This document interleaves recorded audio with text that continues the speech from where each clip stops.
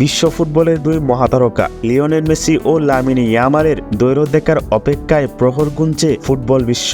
আগামী ২৭শে মার্চ কাতারের লুসাইল স্টেডিয়ামে হওয়ার কথা রয়েছে আর্জেন্টিনা ও স্পেনের মধ্যকার ফিনালিসিমা। তবে গতকাল কাতারি ভূখণ্ডে ইরানি ক্ষেপণাস্ত্র হামলায় সেই আমেজে কিছুটা শঙ্কার সৃষ্টি হয়েছে। মাঠের লড়াইয়ে ল্যাতিন আমেরিকান চ্যাম্পিয়ন আর্জেন্টিনা আর ইউরোপের রাজা স্পেন, দুই মহাদেশের সেরা দুই দলের লড়াইকে ঘিরে ফুটবল ভক্তদের উন্মাদনা তুঙ্গে। ঠিক কয়েক সপ্তাহ পরে দোহার লুসাইল স্টেডিয়ামে মুখোমুখি হওয়ার কথা মেসি ইয়ামালদের। ফুটবল প্রেমীদের সব আকর্ষণ এখন এই ভেন্যুকে কেন্দ্র করে। তবে শনিবার দুপুরে কাতারের আকাশসীমায় উত্তেজনাকর পরিস্থিতির সৃষ্টি হয়। ইরানি হামলার আশঙ্কায় সাময়িকভাবে বন্ধ করে দেওয়া হয়েছে দেশটির আকাশপথ। এমনকি লুসাইল স্টেডিয়ামের উপর দিয়েও কিছু ক্ষেপণাস্ত্র উড়ে যাওয়ার খবর পাওয়া গেছে। যুদ্ধের এই পরিস্থিতিতে আর্জেন্টিনা স্পেনের ম্যাচে কোনো প্রভাব ফেলবে কিনা তা নিয়ে শুরু হয়েছে গুঞ্জন।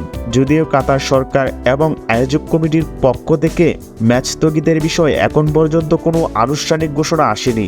কর্তৃপক্ষ আশ্বস্ত করছে যে নিরাপত্তা নিশ্চিতে সব ধরনের ব্যবস্থা নেওয়া হয়েছে। এর আগেও ২০২৫ সালের মাঝামাঝি সময়ে এই ধরনের পরিস্থিতির সৃষ্টি হয়েছিল, যা দ্রুতই স্বাভাবিক হয়ে আসে। আয়োজকরা আশা করছেন এবারও পরিস্থিতি দ্রুতই নিয়ন্ত্রণে আসবে এবং ফুটবলের এই মেগা ইভেন্ট আয়োজনে কোনো বাধা থাকবে না।